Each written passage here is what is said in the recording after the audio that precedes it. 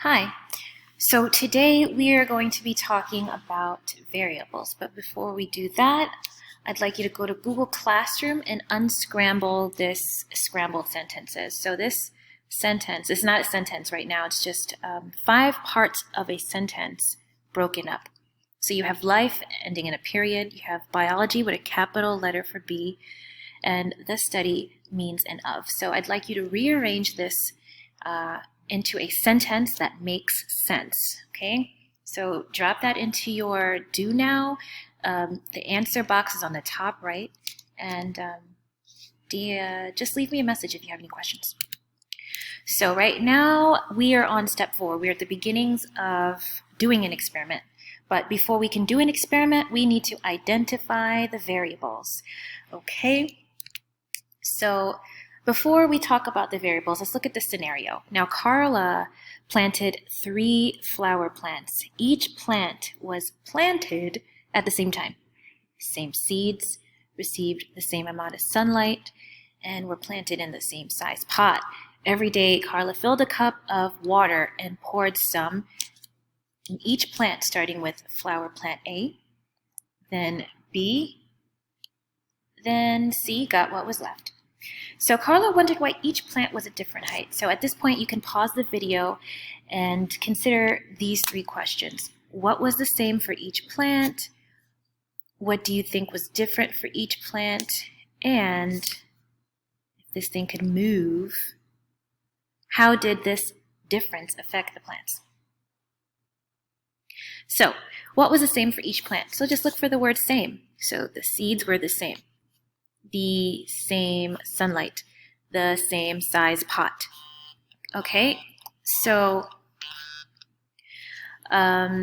these were what remained constant. Now, what do you think was different for each plant? Well, though the pot was the same, kind of seed was the same, they also got the same amount of sunlight as well. So what was different? Well, it says that Carla poured some water, right?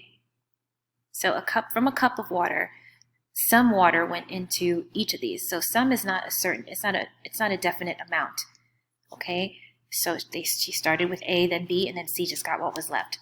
So as you can imagine, these plants all got a different amount of water. As you know, if the plant doesn't get enough water, it doesn't grow very well. So how do you think this difference affected the plants? That's pretty much what happened. Not enough water went to plant C, it didn't grow well. It looks like plant A got the most water. So here we start talking about variables.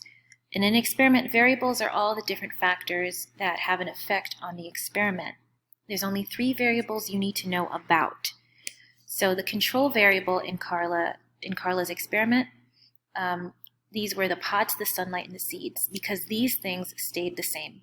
These are factors that you keep the same in your experiment for all of the groups. So each of these plants represented in a group, which we'll talk about in more detail tomorrow.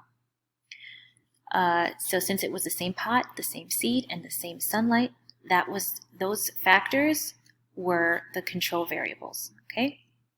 So you can have more than one control variable in the kind of experiment that we do in living environment. The next factor or variable is called the independent variable. We also call it the manipulated variable, only because this is what we change. If you think about Carla's experiment in the beginning, or in the last slide, the only thing that was different for these 3 pots was the water amount. Remember, started with a cup of water, some in A, some in B, the rest in C. It looks like all plants got different amount of water. So what is different in the 3 groups is your independent variable. Okay? This is what influences your experiment. This is what manipulates or changes your experiment, or changed the height of each plant. It wasn't the pot, it wasn't the seed, it wasn't the sunlight, because those were all the same. It's your independent variable that changes things in your experiment. It's, in this case, the amount of water that changed all 3 plants. So the next variable, the last one, is your dependent variable. This is what you measure at the end of your experiment. We call it dependent because it depends on your independent variable. So What we measure at the end is the different heights. We measure the height of the plants, and the height of the plant was dependent on how much water each plant got, or your independent variable. So just remember, your dependent variable is what you measure or observe, pretty much how tall each plant grew, okay? Ooh, this thing is like so in the way. So when it comes to your hypothesis, you do write it in if, then, because, but right after the if, you mention your independent variable.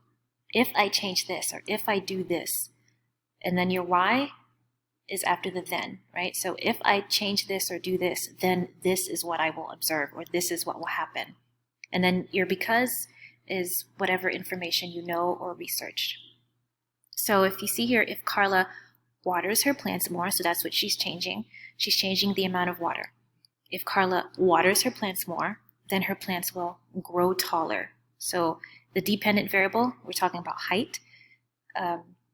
So her plant will grow taller. And then the because is just what you know about plants. Plants need water to grow well. Again, also just remember, hypothesis is a statement, not a question. It sounds silly that I have to keep saying that, but some kids forget, and it's understandable. So if X, then Y, because Z, where X is your independent variable and Y is your dependent variable mentioned. And remember, for this course, we're only doing controlled experiment. We are only ever testing the effect of one independent variable at a time. So that's the definition of a controlled experiment, okay? There's scientists typically, well, I don't want to say typically, but a lot of different scientists, they'll test the effect of many variables at a time, but that's because they're skilled and they have big laboratories and the such. But for this class, one independent variable at a time, we're doing controlled experiments. So I want you to consider this scenario. Everton was in a predicament. It was cold outside, he had a party to attend, but he only had one kind of shirt. They were all button-down shirts. However, they were different colors: white, yellow, red, blue, and black. And he wondered what color would keep him the most warm. So I want you to consider these questions and pause the video. Okay, so what was Everton's question that he was trying to answer?